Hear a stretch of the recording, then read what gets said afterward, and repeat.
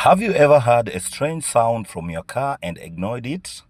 That humming noise, that knocking sound, could it be a warning sign? And the question is, how long before it becomes a costly repair? Welcome to Blue Gum Auto Garage. Today we had a Mazda Demio that came in with both humming and knocking sounds while driving. Our mechanics quickly carried out an inspection and identified the problem, a badly worn out CV joint.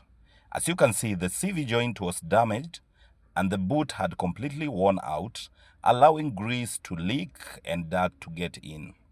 Our team removed the faulty part and prepared for replacement to restore smooth and safe performance. At Blue Gum Auto Garage, early diagnosis saves your time, money, and stress. Kama kawa, fundi ni mjamo, karibuni Blue Gum Auto Garage.